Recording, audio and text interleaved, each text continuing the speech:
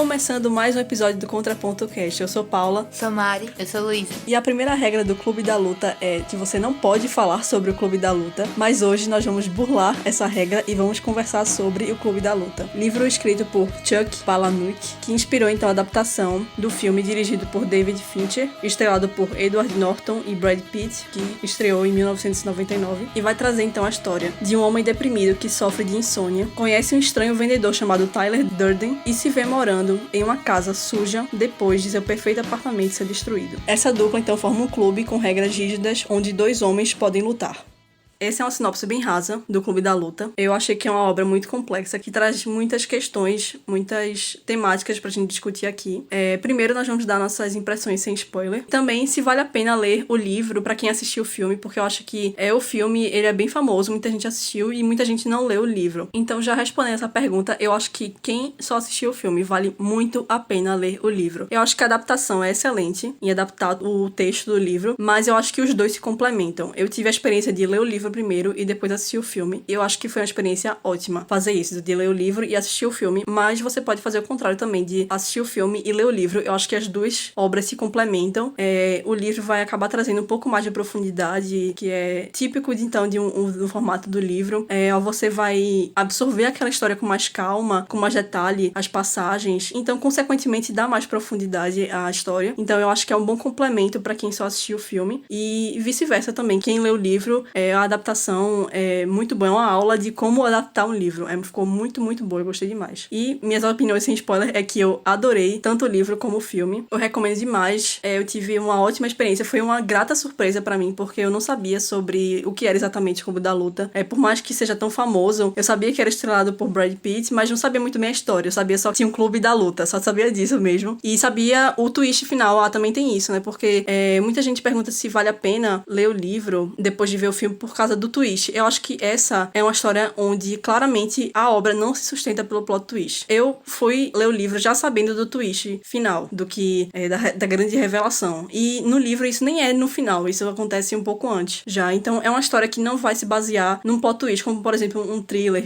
que você saber que é um assassino vai destruir a sua experiência. Não é assim. Esse é um caso que saber o plot twist não vai estragar. Obviamente, se você não saber, vai trazer um quê de surpresa maior, mas eu acho que a sua experiência não vai diminuir muito você já sabendo o final, como foi o meu caso, eu já sabia, e ainda assim eu me surpreendi bastante e eu gostei muito, gostei demais. A minha experiência, eu já vou contar uma coisa muito engraçada que aconteceu antes, porque assim, a minha impressão geral foi ficar sem nenhuma impressão, porque eu fui assistir, na verdade eu fui ler primeiro, esperando uma coisa totalmente diferente do que acontecia, porque eu confundi com o Clube dos Cinco, e eu achei que era uma história tipo um drama, ia ter uma coisa assim motivacional, e eles iam ter um clube de luta, e eles iam, sei lá, tipo, aprender a viver com dificuldades, não sei o que. Foi uma coisa assim, eu quebrei a minha cara completamente. Eu lendo e eu acho que não era essa história não, que eu tava pensando.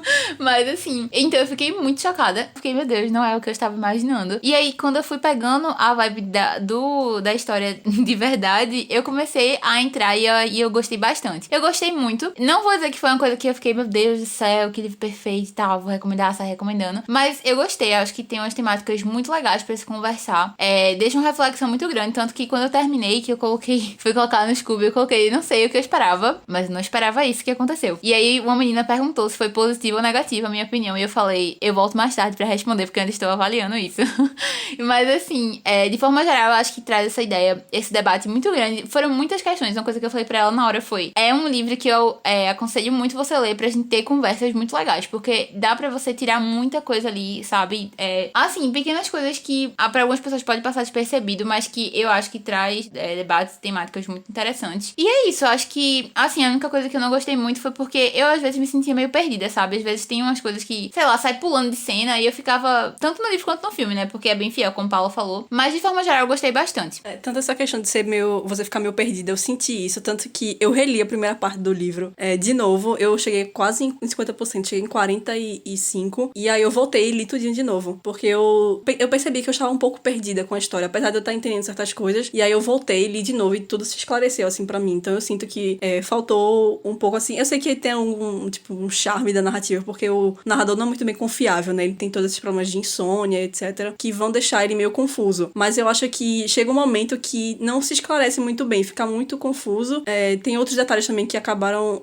Eu não dei 5 estrelas pro livro, mas eu acho que é um livro muito bom e concordo com tudo que Luísa falou, que realmente traz muitas questões pra gente debater, que a gente vai debater aqui hoje no episódio. Sim, então, e só acrescentando, eu acho que isso que Paulo falou é muito válido, de quem assistiu o filme ler. E eu acho, inclusive, que quem leu, lê de novo, porque como Paulo falou, acho que é um livro que você relê e você vai continuar, tipo, tendo visões diferentes. E, enfim, eu acho que sempre vai trazer coisas a acrescentar diferentes. Então, eu aconselho sim, tanto quem leu a reler, quanto pra quem assistiu o filme a reler. No caso, nesse tópico, né, porque eu acabei de falar que eu não recomendaria loucamente. Mas pra quem leu e gostou, e pra quem assistiu e gostou, eu aconselho sim que leia o livro. Eu só assisti o filme, né? E quando eu cheguei aqui, quando eu dei pra Paula, a Paula ficou arrasada comigo. Porque eu não gostei do filme, assim. Eu achei que, primeiramente, né? Analisando o filme como um todo, né? Eu achei que, pelo menos isso comigo, né? É uma coisa que eu não gosto muito. Foi um filme muito grande, que eu achei que tinha muito pra entregar, mas acabou não entregando, sabe? Assim, vocês falaram que realmente aborda vários temas e tudo mais. E eu percebi isso durante o filme, mas eu percebi que no filme eles tentaram fazer tudo ao mesmo tempo e acabou fazendo tudo mal feito. Essa questão também de você se perder mesmo. Eu, particularmente, eu não gosto quando acontece isso, sabe? Porque eu gosto de ir acompanhando, eu gosto de, pelo menos que, tudo bem você ficar perdido durante um tempo, até mesmo até o final do filme, mas que tudo se encaixe no final, sabe? Mas não foi o que aconteceu nesse filme comigo, pelo menos. Eu achei, primeiro, já muito, assim, 10 minutos de filme eu já sabia o que ia acontecer no final, porque o filme entregou muito isso pra mim. Depois eu vou comentar mais sobre isso. Mas entregou muito logo no começo e aí perdeu muito a graça, assim, pra mim, sabe? E aí eu fui me arrastando assistindo o filme, fui me arrastando e no final do filme, quando tudo terminou, a sensação que eu tive era que dava pra ter dado mais naquele filme, sabe? Dava pra ter sido melhor, mas não sei o que aconteceu ao longo do filme, assim, que desandou e não me cativou, assim, de jeito nenhum. Inclusive, eu comentei com Lisa quando eu terminei que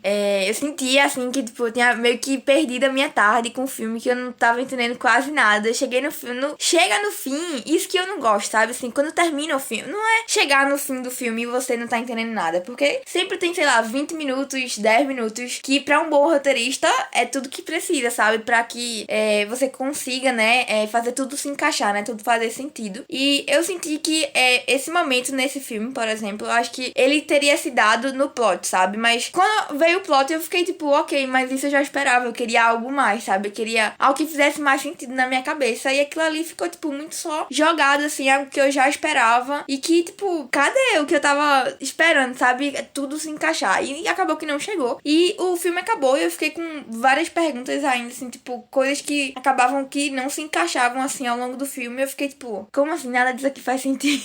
Mas é isso, eu vou falar mais pra vocês entenderem depois. Eu acho que é um filme que realmente, como eu falei, uma história que não se sustenta pelo plot twist, não se sustenta por isso, entendeu? Ele é uma história muito complexa sobre vários assuntos. Talvez, como eu já tenha lido o livro antes, aquelas temáticas já estavam lá expostas pra mim, eu já tinha refletido sobre tudo aquilo no livro. Então, talvez tenha faltado, assim, talvez um cuidado de aprofundar um pouco mais e trabalhar isso. E você chegar assim, no final vai fazer tudo sentido. Eu acho que tá lá as coisas, assim, muito... Acho que de forma alegórica, de forma meio metafórica pra você interpretar depois, entendeu? Acho que é mais a vibe desse filme. Eu ia dizer só uma coisa, de uma pessoa que viu Mari assistindo de fora, assim, foi muito engraçado, porque, assim, eu não contei nada pra ela quando a gente tava assistindo. Eu deixei ela ter a experiência de uma pessoa que não sabia de nada da história e assistiu só o filme. E eu sabia desde o início que ela não ia gostar, porque eu comecei a ver que desde o início ela não tava entendendo o que tava acontecendo. Ela olhava, ela ficava, calma, mas por quê? Tipo, por que ele tá viajando aqui do nada? E como assim eles se encontraram? E o que é isso aqui? Ele tá beijando a mão, não sei o quê. E eu, Mari, eu sei, mas depois eu explico. E, enfim, e ela ficava, isso aqui, vai explicar. Eu, calma, mais ou menos, sabe? Então, tipo,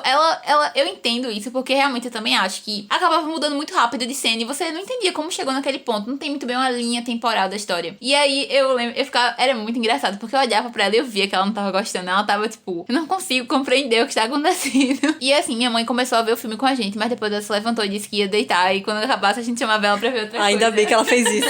Sim, exatamente. Porque, nossa, minha mãe não tem paciência pra esse tipo de filme, pra começar essa conversa. E aí, pronto, aí ela foi deitar e, tipo, eu percebi que realmente, acho que pra quem é de fora, e se você não parar pra realmente imergir naquilo ali, você não vai entender. Aquela conversa que ele tem quando... Enfim, depois a gente conversa sobre isso, né? Mas tem muitas conversas que, se você não parar pra entender realmente do que eles estão conversando ali, realmente fica uma coisa muito jogada. E aí, pronto, pronto, eu só queria trazer essa visão de quem viu o Mario assistir de fora, assim, uma pessoa que realmente não conhece a história de fora. The first rule of Fight Club is you do not talk about Fight Club. The second rule of Fight Club is you do not talk about Fight Club. Mas sim, eu gostaria de começar a conversa com spoilers, então, propondo um questionamento, porque foi uma coisa que ficou na minha cabeça. Eu tô até agora refletindo sobre isso. É que, como eu falei, né, ela é uma obra muito complexa, ela traz diversas discussões, e eu fiquei pensando por muito tempo, até o momento antes de a gente gravar, qual era a temática principal do livro ou do filme, né? Qual é a temática, a mensagem, né, que ele quer passar? Assim, quando eu digo mensagem, não me refiro a uma lição de moral, tipo de fábula, essas coisas assim, mas sim uma ideia principal que o autor quer passar, aquilo que ele quer que a gente reflita sobre, principalmente, né? Porque, obviamente, aqui nós vamos fazer especulações, né? De acordo com as nossas impressões subjetivas. Então, cada uma pode ter uma opinião diferente, né? Eu queria saber de vocês qual a temática principal, porque, de novo, o Clube da Luta, eu sei que ela aborda muitas temáticas. Mas eu acho que uma obra, pelo menos uma boa obra, seja ela um filme, um livro, ela sempre traz pelo menos uma linha narrativa principal, uma temática principal. Por mais variados os temas que ela aborde, o autor vai se propor a trabalhar pelo menos uma principal, que essa principal vai conduzir a narrativa, né? E, consequentemente, vai agregar as demais temáticas. Dito isso, né, eu queria saber de vocês, qual você acha que é a principal narrativa, a principal linha narrativa, a principal temática? Pronto, mais uma coisa que eu não gostei, porque eu não consegui identificar direito o que era, sabe, assim. Eu identifiquei muitas coisas, assim, muitos pensamentos, sabe, que valiam muito você ter aprofundado naquele filme, sabe? Por exemplo, o que, assim, não é o que eu achei que era o principal, né, mas um dos que eu mais gostei, assim, que eu acho que tinha muito potencial pra ele ter trabalhado, era a questão do desapego do Tyler, né? O multi-Tyler, não sei. O alter ego dele, enfim. Sim, mas falando de Tyler, vamos chamar de Tyler e narrador. Pronto. Então, o desapego do Tyler com o mundo material, sabe assim? Eu acho que dava pra ter trabalhado muito isso, sabe? Porque era algo que o próprio narrador achava muito diferente, sabe? Muito diferenciado. E eu acho que é uma temática muito legal a gente tratar nos dias de hoje, né? Porque é algo que ele bate muito na tecla também, né? O Tyler, ele vive reforçando isso, pelo menos eu consegui perceber isso, né? De que você nunca sabe dia de amanhã, né? Você tem que viver o agora e tudo mais. Inclusive, uma coisa que eu consegui perceber muito, que eu até cheguei, tipo, caramba, que forte isso, né? Que é em uma cena, né? Que eles, é mais pro final já, que eles estão no carro lá com o pessoal, sei lá. É outra coisa aí também que ficou super jogado. Aquela operação destrutiva, sei lá o que era aquilo, sabe? Surge ali do nada e tem um monte de cara de preto no banco de trás deles, eles discutindo e tal, não sei o quê. E aí o Tyler joga o carro pra cima de um caminhão e tudo mais e começa a perguntar, né? Tipo, o que é que vocês queriam fazer antes de morrer? E aí as pessoas, claro que aquela intenção dele ali não era morrer naquele momento, sabe? Era saber o que as pessoas, por que as pessoas, né, tem esse negócio de o que é que eu vou fazer antes de morrer? Por que você não faz aquilo logo que você quer fazer antes de morrer pra não ter arrependimento quando você morrer? E eu achei muito interessante toda essa reflexão, né, do personagem, esse desapego material dele, né, esse negócio de viver o agora, de não ter arrependimento, de fazer o que ele queria fazer mesmo. E eu achava que isso ia muito pra frente. Eu queria que isso tivesse ido pra frente no filme, sabe? Mas foi algo que não consegui identificar algo além de, tipo, um lápis, assim, do Tyler, sabe? Mas voltando ao que se trata aqui, né? Da discussão que Paula fez o questionamento aqui. Eu, pelo menos, senti no final, né? Se fosse seguir a linha de raciocínio lógica, né? Assim, até do plot e tudo mais, eu acho que seria mais a questão do autoconhecimento, eu acho, talvez, sabe? Da pessoa. Porque uma coisa que eu percebi muito foi que até o final apesar de que, né, fica aparecendo vários surtos lá, né, do Tyler, sei lá, na memória dele, na visão dele, enfim. Mas eu acho que o narrador, né, no final, ele se espanta tanto, né, fica tão assustado, assim, com a realização, né, dele cair da ficha dele mesmo, que ele era o Tyler, sabe? Que ele espelhava naquele alter ego, né, aquela coisa, pessoa, sei lá, que não existia, algo que ele queria ser. Eu sei que ele tinha vários problemas, né, mas eu acho que essa questão mesmo de você ter consciência, né, de quem você é e do que você tá fazendo aqui, né, na Terra e tudo mais, qual é a sua função, o que é que você faz realmente, e de no final você entender, né, de você aceitar mesmo seus dois lados, né, foi isso que transpareceu pra mim, que o Tyler era um lado dele muito bom, que ele almejava ser aquilo, e aquela versão dele de narrador era algo que ele tinha que aceitar que existia só. Tyler era questionável, né? Mas enfim, eu vou Bom responder. pra ele, né? Respondendo aqui, então, eu acho que a minha linha de raciocínio é um pouco parecida com a de Mari, porque eu acho que a razão de ter tantas linhas de raciocínio que ele segue é porque ele trata de um tema que tem uma vastidão de assuntos, que é o ser humano em si, sabe? É falar de como a gente acaba tendo certas... A gente nunca tá satisfeito, então, tipo, o narrador, no caso, ele comenta que ele tinha as coisas, ele comprava, tipo, as coisas que ele queria, tipo, não, assim, vou comprar, sabe? E ele tinha meio que aquela vida mediana ali, e aquilo ali não satisfazia ele. Então ele começou a criar essa ideia, essa outra pessoa que era o Tyler, que era tudo aquilo que ele não tinha, sabe? Ele tinha coisas, mas aquilo não era suficiente pra ele. Ele precisava daquilo outro que ele não tinha, aquilo que ele não era. E aí ele começa a idealizar isso, e isso não é suficiente. E ele começa a perceber uma frase que gosto muito, que acho que é até um clichê desse filme e do livro, é essa coisa de falar que a gente não viveu guerras, a gente não viveu Grande Depressão. A guerra é da gente espiritual e a nossa depressão é a própria vida. E aí, tipo, é meio que isso, sabe? Eles não têm aquela coisa de, nossa, qual é o meu objetivo, qual é o meu propósito. Então eles começam a meio que criar uma visão totalmente diferente e se rebelar, digamos assim. Então acho que é muito tratado do ser humano em si, sabe? É falar das futilidades e de como hoje em dia a gente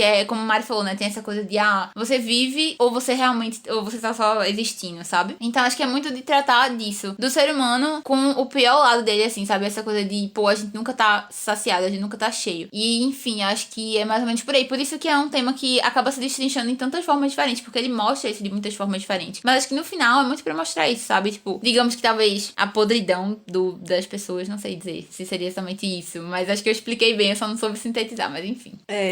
Uma das coisas que eu pensei foi exatamente isso. Eu pensei em 3 temáticas diferentes que passaram assim pela minha cabeça, mas uma delas foi essa, que acho que vocês falaram muito bem já sobre, que é sobre essa insatisfação humana, que reflete muito bem o problema moderno da gente hoje, né? Como falando, a gente não teve guerra, grande depressão. Hoje os problemas da gente é a depressão nossa em relação à nossa sociedade, né? E tudo que a gente está vivendo agora no momento. Outra temática que eu pensei foi sobre, que tem a ver com isso também, que é justamente vem com o desprendimento da civilização, da conversão, então, desse materialismo, desse narcisismo que a gente vive, da sociedade em caos, que é então o que ele faz, né? Em anarquismo, tudo isso meio que a libertação dele das amarras, né? Da sociedade, e transformar tudo isso em caos. Mas a temática que mais martelou na minha cabeça, talvez porque eu esteja estudando a Ilíada agora, mas foi que veio logo pra mim, porque a primeira frase, a temática então seria sobre a glória do homem, assim, mas a glória imperecível, que tem a ver com isso de você dar sentido pra sua vida e do que você vai ser, que marca você quer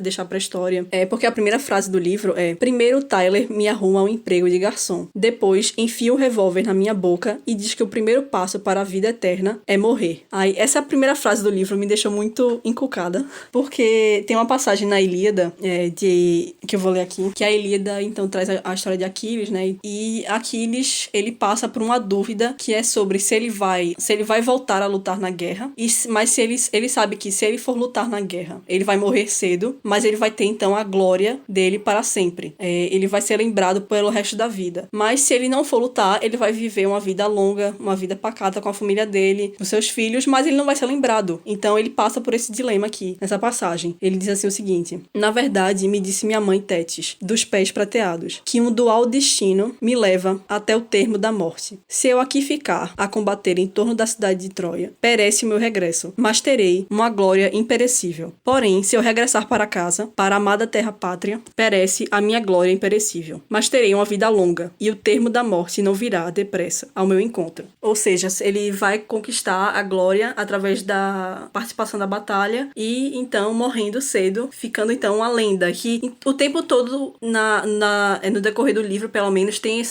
o Tyler, ele levanta muito essa questão, né, de você morrer cedo, de você morrer fazendo algo grandioso e ser lembrado. E ele fala que não é realmente uma morte, né, a gente vira lenda, não vai envelhecer, que é o que acontece com Aquiles, porque ele morre cedo, mas a gente tá aqui 2000 anos depois falando de Aquiles. Então, realmente, ele conquistou a sua glória imperecível. E então, ele meio que ele quer isso também, sabe? Eu fiquei pensando, será que não é isso? E eu acho que essa primeira frase diz muito sobre a temática principal do livro. E ela condiz com o final do livro também, que a gente vai comentar depois sobre. Mas quando você chega no final, eu acho que faz todo sentido isso, de ser realmente a glória que ele alcança, né? A glória imperecível. Até porque ele fala o tempo todo, nós somos filhos do meio de Deus. O do meio é como se fosse o geral, assim, pessoas normais, pessoas como qualquer outra. Ele não quer isso, ele quer o seu lugar de destaque. Ele quer é, por exemplo, ele fala que nós vivemos com a ilusão que vamos ser gênios, astros do rock. E não somos, né? Somos só as pessoas normais. E ele quer deixar a sua marca, a sua glória. E como ele vai conseguir encontrar a sua glória, né? Como ele vai conseguir atingir esse objetivo de glória. É então através desse clube, né? Criando. E ele só vai conseguir isso através da personalidade dele que ele desenvolve depois, que é a do Tyler. Desse lado dele, né? Que é o Tyler. Então, a única maneira dele alcançar, ele não vai conseguir alcançar essa glória sendo quem ele é normalmente. Ele tem que ser outra pessoa, ele tem que ser uma pessoa de destaque. E através disso a gente tem a desenrolar de outras temáticas também, né? Que a gente vai falar depois. Mas pra mim essa é a principal, essa é a que desencadeia tudo. E no final eu arrisco dizer que ele conseguiu a sua glória, e é uma glória que a gente pode fazer muito um paralelo com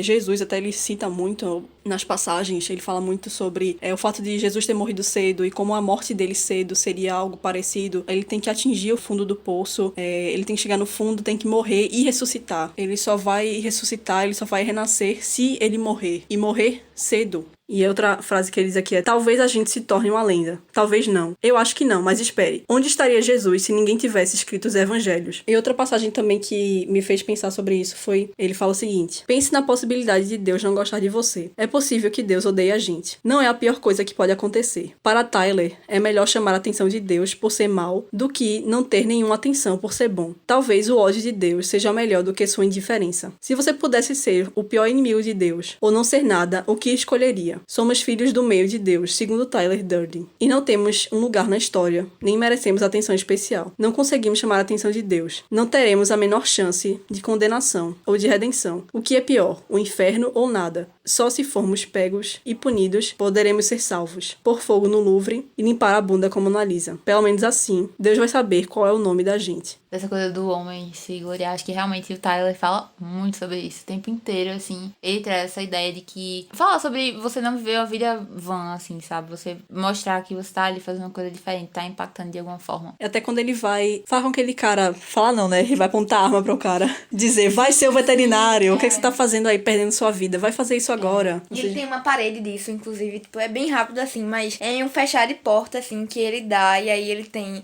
não sei se vocês perceberam, mas que ele pega, né, a identidade, sei lá, um cartão que as pessoas têm dentro da carteira lá. E aí ele colou tudo, assim, na porta de trás da porta dele, sabe? E aí mostrando que ele acompanha, sabe? Assim, ele realmente acompanha, né, a evolução das pessoas, né? Que ele faz isso que ele chama de sacrifício humano, né? Ele quer que as pessoas façam o que elas realmente desejam fazer, que deem significado para a própria vida. E acho que é isso que também o próprio personagem quer fazer com ele mesmo, entendeu? Ele tá tentando encontrar um modo de não só deixar a sua marca, né, a sua glória, mas também de encontrar o seu sentido através disso, porque ele é uma pessoa que tem um emprego comum, que vive uma vida comum, que faz coisas comuns o tempo todo. Então, tipo, é isso que vai ser o resto da vida. Eu vou morrer e vou ser só mais um no cemitério, no meio de vários. Então, ele meio que quer encontrar o seu destaque ali, só que aí ele vai entrando, acho que nessa bola de neve de caos, né, que ele acaba, como eu falei, tenta se desprender da nossa sociedade que impõe meio que isso, né, que você seja só mais um operário na máquina, mas através dessa tentativa dele de se desprender fazendo isso, ele acaba apontando então pra anarquia, completo caos, né, a destruição, a autodestruição também, que ele fala até, será que a resposta é a autodestruição? The first rule of Fight Club is, you do not talk about Fight Club. The second rule of Fight Club is, you do not talk about Fight Club. Bom, o nosso personagem principal, ele sofre de insônia, e dá pra ver que ele claramente está muito deprimido. E é muito legal a gente ver, porque ele é um filme de 99, e o livro é também dessa época, 90 e... eu não anotei quando foi lançado, acho que foi 96, se não me engano. Mas então é bem perto um do outro, né, a publicação. É muito interessante você perceber a diferença de como a depressão, a insônia são tratados 20 anos depois, né? A gente aqui, 2021, falando sobre isso. Você vê o próprio médico, né, o psiquiatra, como ele trata o paciente, né? Pô, isso não é nem um problema de verdade. Se você tem insônia, você quer saber que é problema de verdade, vai ver aquelas pessoas que estão com câncer, não sei o que, tipo, trata isso como se fosse nada. Se fosse um filme ambientado hoje em dia, acho que não seria tanto assim. Obviamente tem pessoas ainda que pensam, tem a mesma mentalidade, né, mas isso, a gente vê como isso mudou, né, e esses problemas são parte da insatisfação dele, e são problemas totalmente que a gente pode se relacionar hoje em dia. Tem uma passagem muito interessante aqui que eu achei, que ele fala sobre, meu pai nunca fez faculdade, por isso achei importante fazer uma. Quando eu terminei a faculdade, liguei pra ele e perguntei, e agora? Ele não soube dizer. Quando eu fiz 25 anos e arrumei um emprego, liguei de novo e perguntei, e agora? Ele me disse, case-se. Ou seja, né, o ciclo, né, faz faculdade, arruma um emprego, se casa, e é isso. E ele ele meio que não quer só isso, sabe? Ele tá insatisfeito com esse sistema. E o sistema também voltado pro material, né? Como a gente falou dos móveis, né? Ele fala, você compra móveis e pensa que esse é o último sofá que vai comprar na vida. Compra o sofá e por um par de anos fica satisfeito, porque aconteça o que acontecer, ao menos tem o seu sofá. Depois precisa de um bom aparelho de jantar. Depois de uma cama perfeita. Depois de cortinas e de tapete. Então cai prisioneiro de seu adorável ninho e as coisas que antes lhe pertenciam passam a possuir você. E essa insatisfação material reflete também a insatisfação humana dele, né? E eu me lembrei bastante de Admirável Mundo Novo, né? Com tudo isso. O tempo todo, toda vez que ele falava dessa coisa de insatisfação, de estabilidade e essas coisas assim, eu lembrava, tem episódio aqui pra Admirável Mundo Novo, eu me lembrei muito disso, de que o ser humano ele nunca tá satisfeito. E parece que o tempo todo a gente quer buscar uma satisfação plena, que a gente sempre quer estar numa linha reta de felicidade e estabilidade, só que isso nunca vai ser possível. A gente discutiu isso lá, que realmente não tem, acho que é contra a nossa própria natureza ser estável e ser feliz constantemente. A gente sempre vai ter altos e baixos. E buscar essa estabilidade constante só vai gerar muita frustração, porque a gente nunca vai conseguir isso. Então, é sempre um ciclo. Eu compro o sofá, aí o sofá se desgasta, tem que comprar outro, tem que comprar outro, tem que comprar outra coisa. Aí sempre tá faltando alguma coisa. Tem que comprar agora uma cadeira, tem que comprar uma mesa, sempre tá faltando alguma coisa. Você chega num patamar, assim, quero aquele emprego, aí depois você é promovido e você quer outro emprego, ou você quer fazer outra coisa, você quer viajar pra algum lugar. Meu sonho é viajar pra tal lugar. Aí você viaja pra aquele lugar e agora, né? Viajei pra aquele lugar e agora acabou, a vida acabou, você tá feliz pra sempre. Não é assim, você vai querer viajar pra outros lugares, vai querer voltar pra aquele lugar de novo. Então é sempre uma busca de renovar seus momentos de felicidade. Uma frase que me lembrou muito a frase do Senhor Selvagem em Admirável Mundo Novo. Que eu nunca me sinta completo, que eu nunca me sinta satisfeito, que eu nunca seja perfeito. Livre-me, Tyler, de ser completo e perfeito. Ou seja, livre-me dessa perfeição constante, porque isso não existe, né? O que é interessante, pelo menos na vida, é essa batalha constante de você sempre tentando buscar novas coisas.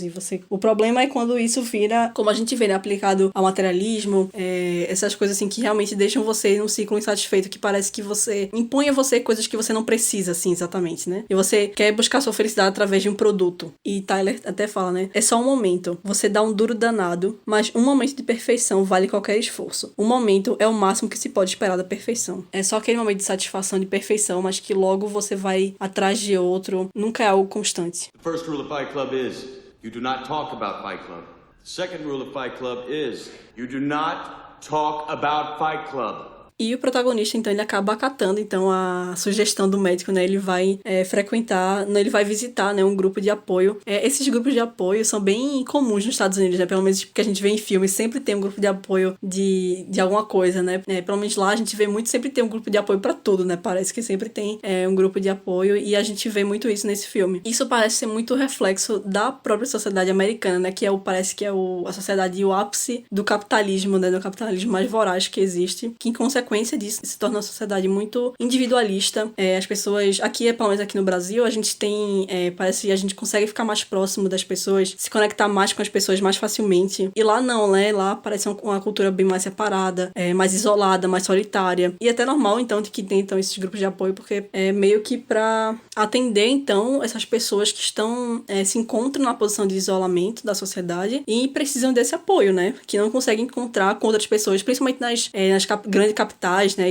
Parece que ninguém olha no olho de ninguém te dá bom dia. A gente, como ser humano, como ser social, a gente precisa do apoio do outro. Então, ele encontra nesses grupos, né?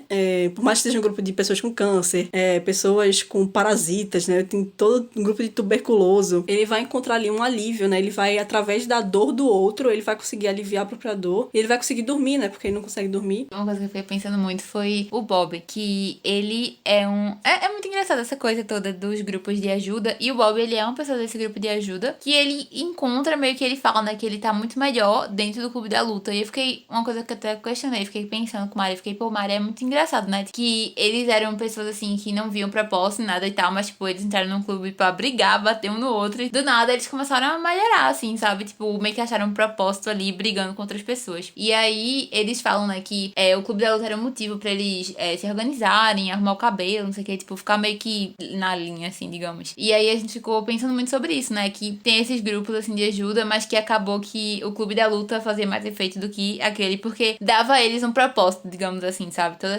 essa busca, assim, tipo, dentro do clube da luta eles achavam um propósito, que era o que eles não tinham no grupo de ajuda. Eles só tinham um lugar pra chorar, sabe? E aí, enfim, foi uma coisa que eu conversei bastante com o Mari quando terminou. Então, já aproveitando o que tu falou, que foi algo que eu pensei bastante também, mas porque eu associei bastante com a teoria de Freud sobre a nossa agressividade. Freud diz que civilização é repressão, ou seja, reprimir os nossos instintos biológicos, meio que animais, que a gente já nasce com isso. Eu falei um pouco mais disso no episódio sobre Um Retrato do Artista quando Jovem, parte 1, que ele diz que na nossa mente estão passando linhas constantes de pensamento, como se fosse as tiras num canal de esporte de notícias que ficam passando constantemente a notícia, ou então o resultado da partida, que tá ali sempre, o tempo todo rolando aquela linha. Então, nossos pensamentos são assim, são várias linhas que estão acontecendo ao mesmo tempo, e essas várias linhas de pensamento constante que estão passando na nossa mente, essas linhas são agrupadas em linhas maiores, e uma dessas linhas é a linha da agressividade. Ou seja, nós somos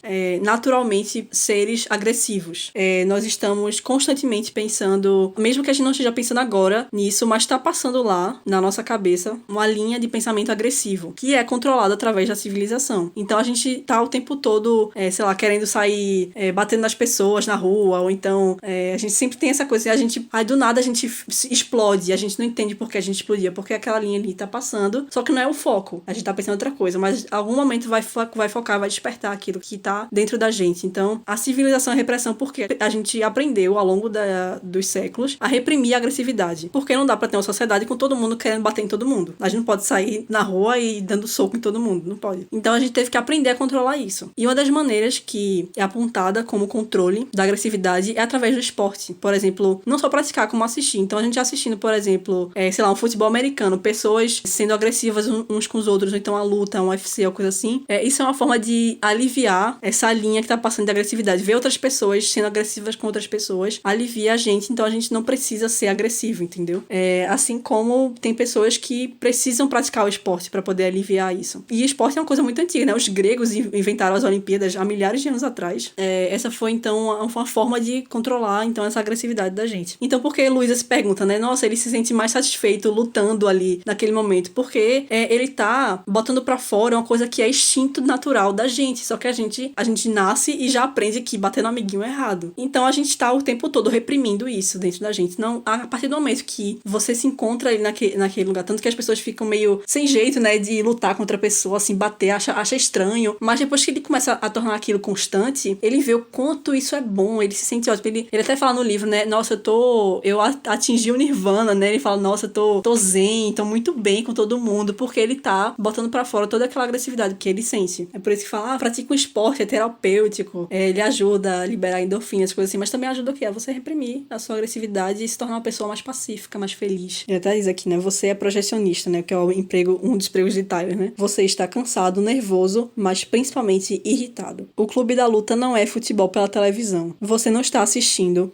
Foi nesse momento que eu percebi, caramba, foi nesse momento que eu percebi que realmente o autor está totalmente consciente dessa teoria de Freud, né, e aplicou isso no livro dele. O Clube da Luta não é futebol pela televisão. Você não está assistindo a um bando de homens que nem conhece batendo um no outro, ao vivo via satélite, com delay de 2 minutos, comerciais e cerveja. Depois de conhecer o Clube da Luta, assistir futebol pela televisão é como ver um filme de sacanagem quando você poderia estar dando uma boa trepada. Ou seja, é você realmente colocar em prática aquilo que você está sentindo e não assistir a algo passivamente e atender então às demandas da sociedade, né, de se reprimir o que você está sentindo. É muito interessante essa perspectiva mesmo, não tinha nem pensado por esse lado, mas acho que faz total sentido, até porque traz isso, né, de falar sobre os humanos, aquela parte que a gente tem que retrair e tal, a sociedade meio que obriga você a retrair isso. E isso puxa também pra questão do Tyler, né, do narrador, né, que a gente nunca sabe o nome dele, depois a gente sabe que o nome dele na verdade é Tyler, né, mas pra fins de conversa, a gente chama de narrador e Tyler pra ter uma questão de comparação, né. Ele cria, então, esse alter ego, né, essa pessoa que ele queria ser. Então, quem nunca, né, pensou em ficar assim, pensando, putz, eu queria fazer isso, eu queria fazer aquilo, se eu pudesse, né, se a sociedade permitisse, eu ia fazer isso, fazer aquilo, ou então é uma forma de, eu seria assim, né, porque o Tyler é um cara todo gostoso, todo atraente, ele fala o que pensa, ele impõe a sua opinião. O outro, né, o Tyler de verdade, né, o narrador, ele é uma pessoa, franzino, magrinho, é uma pessoa comum que parece ser só mais um ali no meio, sabe? Então, o Tyler é tudo que ele quer ser, entendeu? É tudo que ele gostaria de ser, uma pessoa totalmente desprendida, né, como a Mari falou, né, dos bens materiais. Ele próprio não consegue se desprender, né? Ele tá o tempo todo vendo catálogos de móveis, ele preza pelas coisas o seu apartamento, mas o Tyler não. O Tyler mora numa casa completamente destruída, não tá nem aí pra nada. Faz o que quer, faz xixi na sopa dos outros. Ele se rebela, então, com a sociedade, né? Ele faz pequenas rebeldias ali contra aquelas pessoas que estão ali no poder e também tem essa questão, essa crítica social que ele faz, né? Toda a simbologia do sabão, né? Que o sabão é feito da gordura, né? Da banha, da lipoaspiração das pessoas ricas ali, né? Então, é a pessoa rica que faz a lipoaspiração e que limpa o rosto com a mesma banha que sai dela. Então, tem toda essa questão. No filme, eu fiquei... No livro nem foi tão assim, eu leio e tal, tranquilo. Agora, no filme, nossa, eu fiquei... E rasga o saco e ele fica... Sim, em relação a esse negócio do nome, foi um negócio que... Eu gostei muito dessa questão do nome dele, né? Porque eu acho que chegou na metade do filme. Eu acho que quando ele começa a se questionar, né? Dessa questão do Tyler existir ou não e tudo mais. E aí, ficam chamando ele de Tyler, né? E aí, eu fiquei com essa sensação de que existia, ele tinha um nome, sabe? Eu fiquei pensando, tentando, né? Voltar, né? No filme, na minha cabeça, assim. Pescar algum momento que alguém chamou ele pelo nome dele. E aí, eu ficava, meu Deus. Eu não sei o nome dele, mas ele tem. Eu tenho certeza que ele tem o nome. Tenho certeza que alguém deve ter chamado ele pelo nome dele, sabe? E aí, depois, eu descobri que o nome dele era Tyler mesmo. E ninguém chama ele o filme inteiro. Ninguém chama ele por um nome, sabe? E aí, eu fiquei, caramba, velho. E quando chama, é os nomes que ele dá lá nos encontros, né? Cornélio. Sei lá qual é, um negócio esquisito. Sim, mas eu ia falar duas coisas com relação ao que vocês dois falaram. Ao que Paula falou, eu concordo. E eu acho que uma coisa que ficou muito clara pra mim ao longo do livro era que o narrador, ele admirava muito o Tyler. Tipo, é constante você ver como ele admira, assim. Então, justamente, é aquilo. Tipo, ele meio que personificou tudo que ele queria, que ele não tinha. E ele fica sempre falando, nossa, o Tyler incentivou todo mundo, inspirou a galera, não sei o quê. E aí, faz muito sentido quando você conecta as coisas e percebe que era uma parte dele, sabe? Uma parte que meio que era reprimida e que ele queria que tivesse destaque. Então, tipo, pra mim fez muito sentido isso, porque eu lembro de ficar pensando nisso sempre. Tipo, esse narrador, ele provavelmente é, tipo, o parceiro, assim, do herói, sabe? Que eu esqueci agora como é que a gente chama isso. O ajudante. Isso, pronto. Ele é como se fosse o ajudante, que é aquela pessoa que fica olhando e tal, pro Tyler, tipo, meu Deus, que homem incrível, enfim. E o que, com relação ao que Mari falou, tu fala, que é mesmo? Ah, então, isso acho que vai acabar puxando pra outro assunto já agora, mas uma coisa que eu achei muito legal e que eu queria muito falar sobre o filme. Eu achei uma obra muito boa também, e eu gostei que eles não erraram nisso, tipo assim, em nenhum momento no filme você vê as pessoas falando com o Tyler e com o narrador ao mesmo tempo, tipo, pra mostrar que você não tem nem como dizer, não, claro que eles não são a mesma pessoa, porque eles estavam juntos o tempo inteiro, mas eles estavam juntos na cabeça dele, porque ninguém falava com eles ao mesmo tempo, nem a própria Marla lá, ela, tipo, não fala com eles ao mesmo tempo, ela nem tá no mesmo cômodo que eles ao mesmo tempo no filme. Então, acho que foi muito bem construído nisso também, eles tomaram todo o cuidado do mundo pra poder manter o máximo possível isso, porque realmente não é algo que dá pra segurar por muito tempo, e nem na obra em si eles seguram por muito tempo esse plot, mas que eu acho que eles montaram muito bem no filme, eles montaram. E até no filme, a personagem da Marla, ela menciona, né, quando ele vai contar a história, não, porque ele vai tentar explicar qual é a situação dele, né, de Tyler pra Marla, e ela fala, ok, se você é o Dr. Jack Hill e o Mr. Hyde, e aí tá aí, porque eu pensei nisso quando tava lendo, que é então a obra, né, O Médico e o Monstro, né, o estranho caso do Dr. Jack Hill e Mr. Hyde, recomendo bastante, é um livro muito curtinho, você lê muito rápido, mas que basicamente vai trazer então a história de um médico que em um momento vai se deparar com um homem baixinho cometendo coisas horríveis e dado momento ele vai descobrir que na verdade aquela pessoa era ele mesmo. Então é meio que tem essa dualidade de ser o doutor ser a pessoa boa e o Mr. Hyde então é o cara do mal. Só que aí o livro tem toda uma jogada dizendo que o Dr. Jack Hill também tem o lado mal e o próprio Mr. Hyde também tem um lado bom e que a gente não é só bom e só mal, a gente é uma dualidade disso tudo. Então no livro, né, ele toma uma poção e ele meio que se separa, né, se torna duas pessoas. E é como se ele fizesse isso, né, tomasse uma poção e se tornasse duas pessoas. O Tyler é ele, são os desejos dele. Então o Mr. Hyde no livro são os desejos do doutor, de ser uma pessoa ruim, de cometer crimes, de ser agressivo, de mandar todo mundo pra merda. E então é meio que isso. Então, o Tyler é a pessoa que ele quer ser também. É meio que a separação dos dois. Mas o personagem principal é os dois ao mesmo tempo. Aquilo o narrador é como se fosse o externo, né? Ele mostrasse pra sociedade, eu sou essa pessoa aqui, um trabalhador que faz tudo certinho, não sei o quê. Mas por dentro eu tenho esses pensamentos agressivos, eu tenho esses pensamentos de mandar todo mundo pra merda, que eu tenho esses pensamentos de começar uma revolução, esse desejo de deixar meu nome no mundo. E então são coisas, temáticas muito humanas, né? A gente vai se identificar muito com isso, porque por mais que você venda pras outras pessoas uma imagem de pessoa boazinha, comportada, e por mais que você acredite mesmo nisso, você sempre vai ter um momento que a gente vai estar pensando de, putz, eu podia dar um soco na cara dessa pessoa, né? Eu podia sair fazendo loucuras, né? A gente sempre tem esses desejos, sempre tem esses pensamentos. E se a gente fosse tomar uma poção e separar essas pessoas, a gente seria a mesma coisa, um Tyler da vida com outra pessoa, assim. Por mais que, se você for perceber também, tem essa dualidade também no próprio personagem, né? Que ele olha, quando ele vê o Tyler, ele pensa, putz, eu queria ser essa pessoa também, né? Então nunca, por mais que haja separação, nunca há realmente a separação. Sempre fica um resquício. The first rule of Fight Club is, you do not talk about Fight Club. The second rule of Fight Club is, you do not talk about Fight Club. Agora que eu percebi, tu meio que entregou pra mim, assim, porque quando começou, assim, eu tava prestando atenção quando começou o filme, né? E aí Luísa diz, presta atenção que ele tava apontando uma arma pra boca dele, sendo que era claramente alguém assim, tipo, tava muito distante. Mas eu não sei que era ele, não. Tu disse, ele tá apontando a arma pra boca dele, eu disse, é verdade. se for, tá muito mal feito Mas isso é aí, porque eu não é a mão de sabia. outra pessoa. Eu Mas eu não nem me sabia. toquei, não peguei no ar. Eu não sabia como é que eles iam retratar isso em si no filme, sabe? Eu não sabia nem, tipo, eu fiquei, tá, eu achei que ele ia estar com a arma apontando na boca, né? E realmente, aí eu falei, Mari, presta atenção, ele tá com a arma na boca, não sei o quê. Aí eu não me toquei, mas tipo, é porque eu realmente achei que ele ia estar segurando, mas enfim. Aí na hora que você falou, ele tá apontando com a arma, aí eu, como assim, velho? Tá muito distante pra ser a própria mão dele, não dá, mas no final era Tanto ele, né? o filme quanto o livro dão pistas o tempo todo, assim. Porque, como eu falei, eu acho que não é realmente uma obra que vai... Que tá querendo que você descubra quem é aquela pessoa, descubra quem é o assassino. Não é esse tipo de história. Muitas pessoas destacam esse plot twist, falam muito sobre isso, mas a história não é sobre isso. No livro, o tempo todo, ele fala, né? Eu sei disso porque o Tyler sabe disso. Por que ele sabe? Porque o Tyler... Eu porque falo eles as são... coisas que o Tyler diz. O Tyler tá falando por mim agora. Claramente que eles são a mesma pessoa. Mas a jogada aqui não é você ficar, meu Deus, eles são a mesma pessoa o tempo todo. Não é só isso, entendeu? Tem toda a discussão por trás. Eu acho que só começa de fato, assim, a ter essa coisa, essa adrenalina toda, quando você descobre isso. Então, eu lembro, eu falei até pra Mari isso. Na hora que eu descobri, eu fiquei tipo, ok, beleza, gente. E sabe, não é a mesma coisa que realmente um thriller e tal, porque no thriller é a conclusão do filme, assim, normalmente é você descobrir e tal, o plot. Mas nesse caso, eu acho que eu comecei a ter adrenalina com o livro realmente nesse momento, que ele começa a entender, e ele entende que ele não tá no controle, e aí eu fiquei tipo, meu Deus do céu, como vai acontecer isso aqui? Porque tem a coisa do chefe dele, enfim, várias coisas lá, mas enfim. Tanto que eles não descobrem no final que ele é o Tyler, ele descobre muito antes, e tem todo o desenrolar disso. Tanto que uma das coisas que eu senti falta foi mais aprofundamento do autor nessa questão. Eu senti um pouquinho mais dele botar mais reflexões em relação a isso, do Tyler pensando, do narrador pensando que ele era o Tyler. Eu achei que ficou um pouco corrido essa parte. Mas sim, vamos falar agora do final do filme / livro. Tá, deixa eu falar uma coisa logo sobre isso. Foi uma coisa que eu até comentei com o Mari. Eu queria muito ver como ia ser isso, porque tu falou que tu releu no início, e quando eu terminei nesse último